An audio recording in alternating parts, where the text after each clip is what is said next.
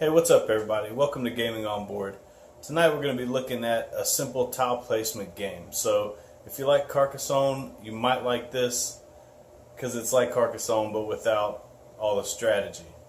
It's more just about placing the tiles to try and build the biggest castle you can while following all the rules.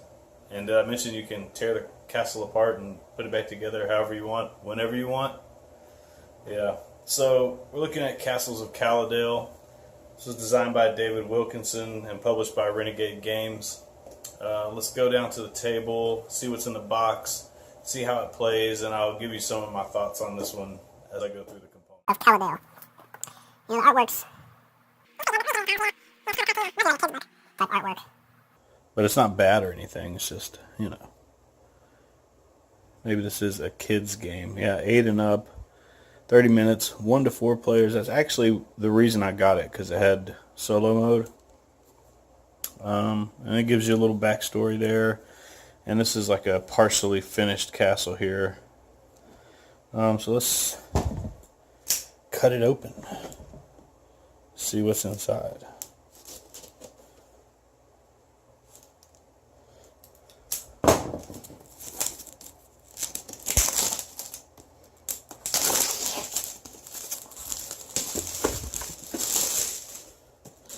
Alright, so it's got a sleeve.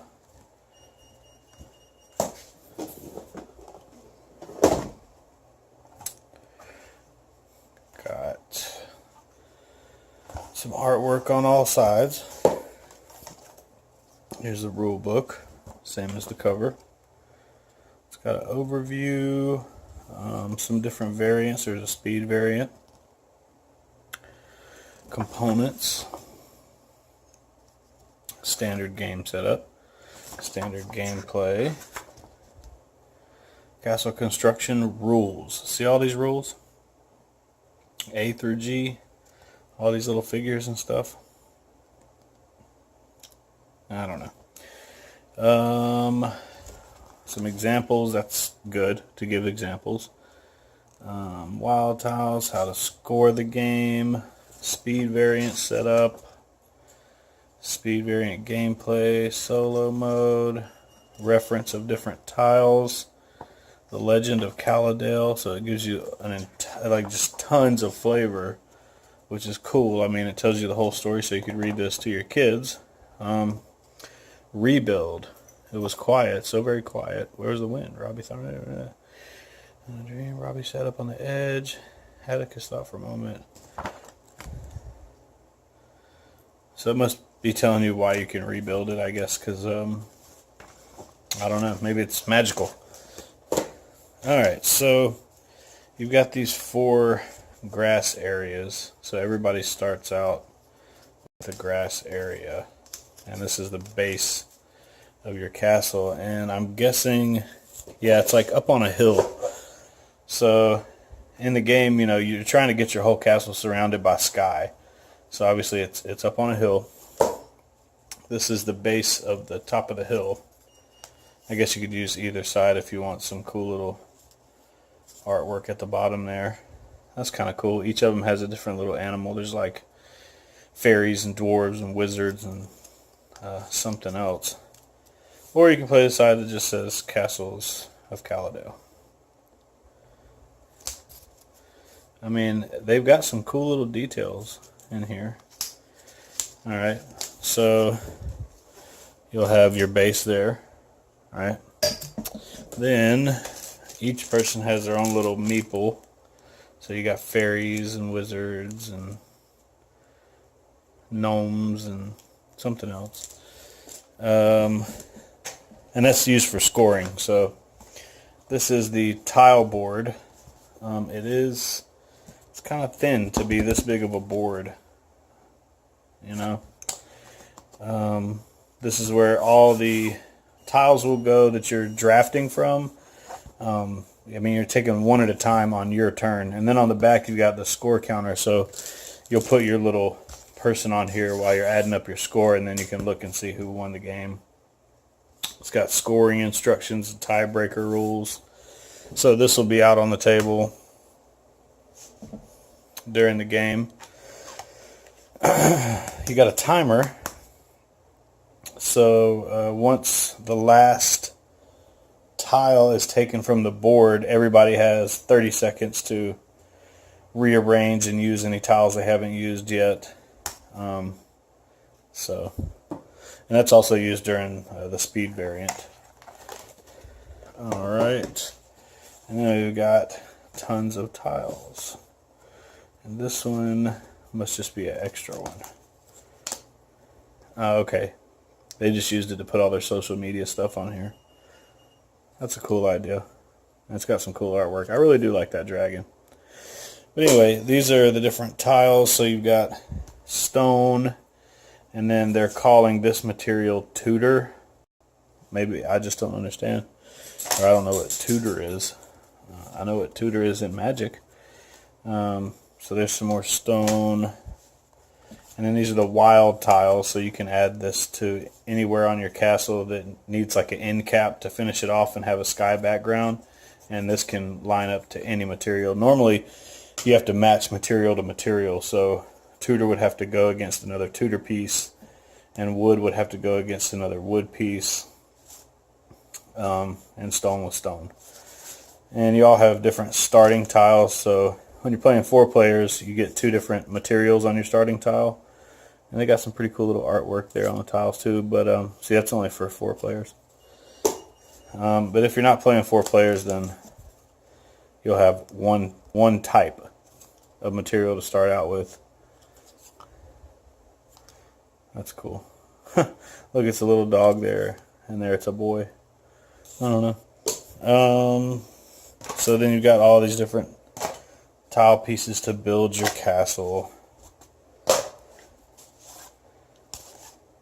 And that's pretty much the whole game. So you get 2 pieces for each tile in your castle, and then you get 1 additional point for each of these flags you have. The regular tiles, you can flip them any way you want to try to fit. But with the flags, they have to go the right way up.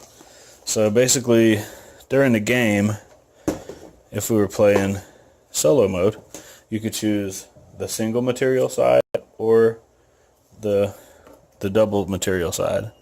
Put it down here, and then there will be 9 tiles laid out here, available to everybody.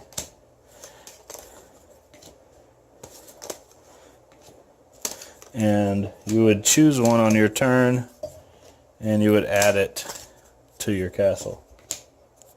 And then there'll also be a stack of tiles off to the side. This is not solo mode, by the way. There'll also be a stack of tiles there, depending on the number of players. What you would do on your turn is you would choose one and add it. So this would work because it's stone and stone. That wouldn't, that wouldn't, that wouldn't. So I'll put that one there. Then it would get replaced. And then I would choose a different one. Let's just say I take this one because I want some extra points. And I'll add that there. And a new one would come out. And this one wouldn't work because the sky can never touch the ground, because it just doesn't make sense, and it's against the rules. So that wouldn't work either because this doesn't match. So this would have to be a bridge. So basically, if you had a tower going up this way and a tower going up this way, you could put this here to connect the bridge, or to connect the 2, columns or towers. And then in a solo mode game, you can move this around as you want, but you can't rearrange your castle. But if you're playing 2 or more players, you can rip apart your castle and put it back together however you want. So that would be a legal play. And a new one would come out. This one could go here, and then I could do this here or here, and then build a bridge over to here, which it would never connect. So that would be a bad thing because I'd have an empty square here, and I'm pretty sure you lose points for that. But you get the idea. You would just keep going. That wouldn't, well, that would be legal because we're going over that way. I don't know. I'd have to go through all these little rules. Maybe if there was sky under here, I could continue the bridge over to here. But then I got an empty spot there. But the point is, you want to build your castle following all the rules. And ideally, you're going to have it surrounded by sky tiles. So at the end of the game, it should look like you have a castle built up on the hill with the sky in the background. And there would be, like fireworks and the moon and stars. And I'm just trying to grab some here to show you. So there's some sky there. And this could go here. The sky there, so technically this is all covered by sky, and I wouldn't be able to put anything here because I've already got sky, but I can rearrange my castle whenever I want, which I really don't know how I feel about that, but that's what the rules are. Unless you're playing, like I said, solo mode, then you can't do it. I think if you're playing with kids, yeah, I mean, you can rearrange it. That's cool and fun, but I think it'd be more fun if it was your decisions were set in stone. And then you've got some other options too. So if you can't add your tile to your castle, you can either set it aside and use it later, and at the end of the game, those are worth no points. And you have to do this when you draft the tile. If you decide not to put it to your castle, you can flip it face down, and the face down tiles are worth 1 point at the end of the game.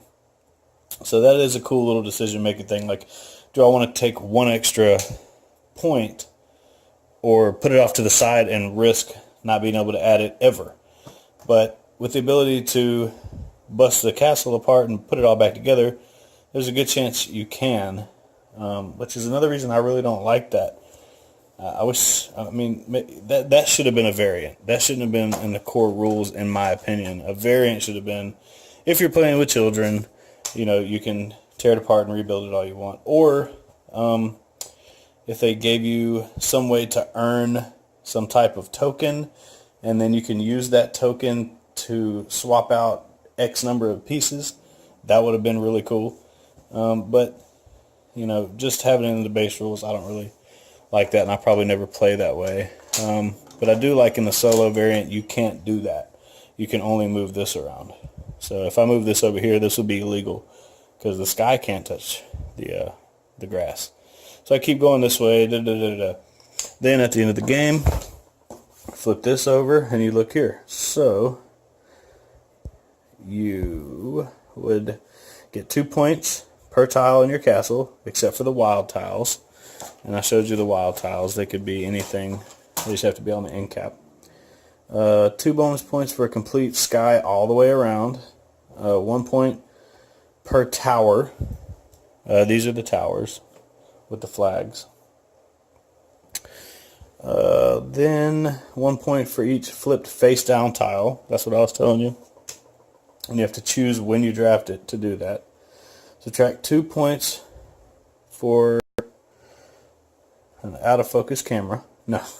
Subtract 2 points per exposed. Subtract 1 point. For the exposed edges. So if I had done that and there was no sky here and no sky here, that would be negative 2 points. If you use your wild tile, you lose a point, and you get 1 bonus point if you flip the sand timer. That's only in the speed variant. So speed variant to me looks way more appealing because I also think it's set in stone once you play something in the speed variant. So there's a tie, a complete castle, sky all the way around wins. Then the castle without a wild tile. If you both have a complete castle and neither of you use the wild tile, then you just share the victory.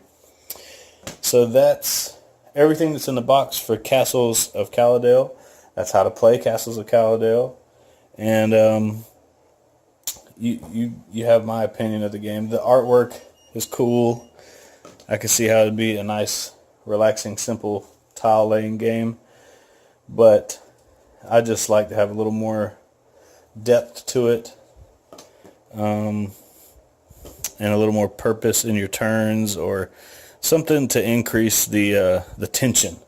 Like you're you're trying to accomplish something and you're trying to do it better than anybody else, and once you make decisions, you can't go back, that kind of thing. But I think my son will probably like it. I'm going to try it out with him. He's 7. He'll probably enjoy it. And there is another like free play mode where you just try to build the biggest castle you can with all the tiles in the game. So that's more just like building a puzzle. So it's a bunch of different ways to play.